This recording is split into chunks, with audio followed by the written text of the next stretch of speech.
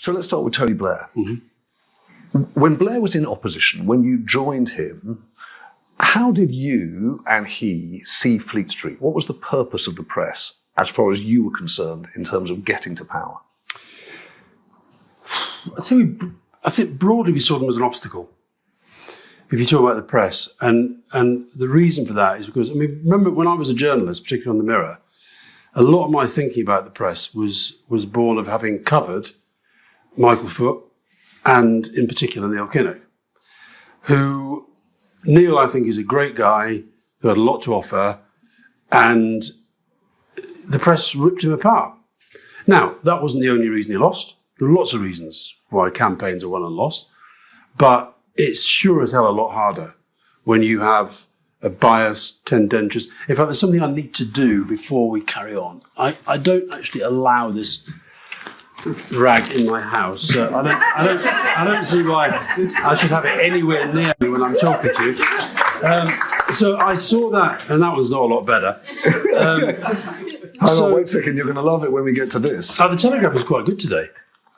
I saw... What's that? Mirror, and we've got the Express. We'll come to this. These exciting props. They're exciting props for later. Right. Okay. So we saw it. I saw it in particular as I never imagined we would, as it were, get the press on side. And for me, it was never about will they come out for us, will they endorse us. I don't think that stuff matters nearly as much as journalists think it does.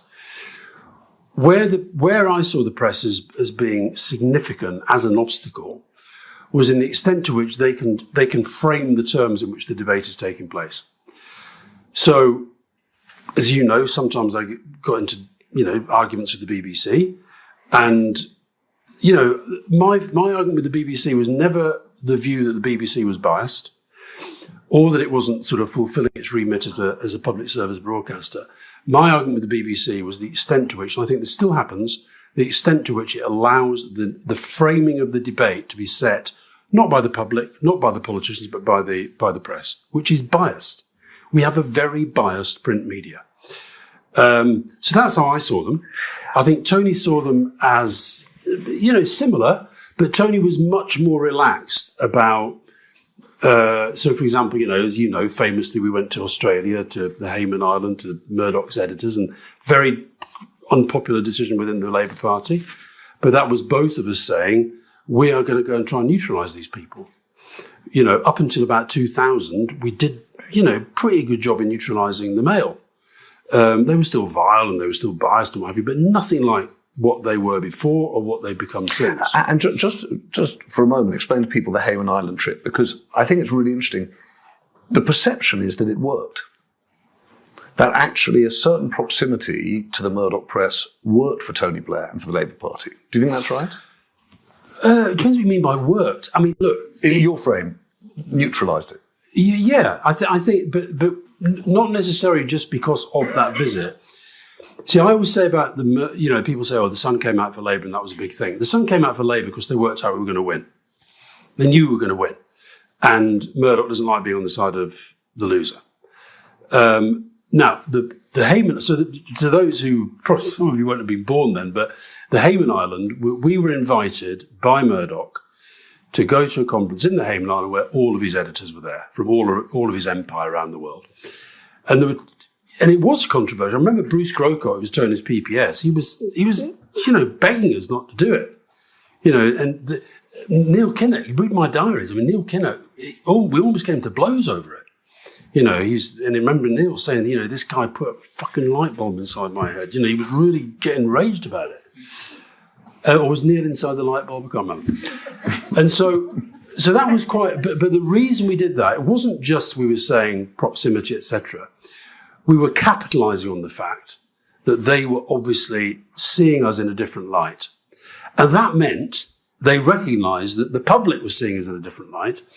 So almost more important than the fact of going was then the message that we gave when we got there. And actually, if you go back and read the speech that Tony made in Hayman Island, it was quite a big speech. It was one of the, the building blocks of the entire strategy. And then, I guess, look, I'll be honest, I think at times we got too close. I think at times the mixing. I speak French and German. I know a lot of French and German journalists who live in London. They just can't fathom the way that the sort of political media nexus works here. Well, let's come back. And I think at times we got too close. Let's come back to that in a sec, because I think that's still a question. But I'm really interested by your response when I asked you, how did you and Tony Blair see the press? You said an obstacle. And if we were framing this flatteringly, we would say, look, you are one of the people who's masterminded or made modern political communication. And many people would say, yes, you created spin. Mm-hmm. And I just wondered whether or not, A, you think that's true, you did create spin, and B, whether or not you did that because you were trying to navigate an obstacle.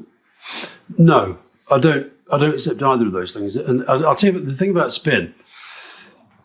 To this day, I don't really know what it means, to be honest. I think that it became a catch-all for everything that we did. And I think partly it was driven by the failure of the Conservatives, not just the media, but the Conservatives. They couldn't work out the best way to attack Tony Blair. That's the truth. And they alighted, and the media got very frustrated, I think. I remember Dacre once saying to me, Paul Dacre, he said to me, we have to be the opposition because the opposition's so useless. I said, okay, well, go and stand for fucking Parliament then. But that was their view. But that was your justification for a kind of communication that was always making a case.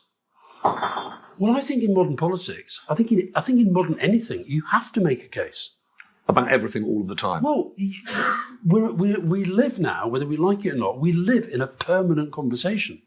And you have to be part of that conversation. If you're in politics and you're allowing other people to set the terms of your conversation with the public, you're not going to win. But then, Alastair, you see why people think that makes you party to the endless polarisation of everything, the politicisation of everything, and the removal of government as an authority, a place that invites you to understand things, that explains things.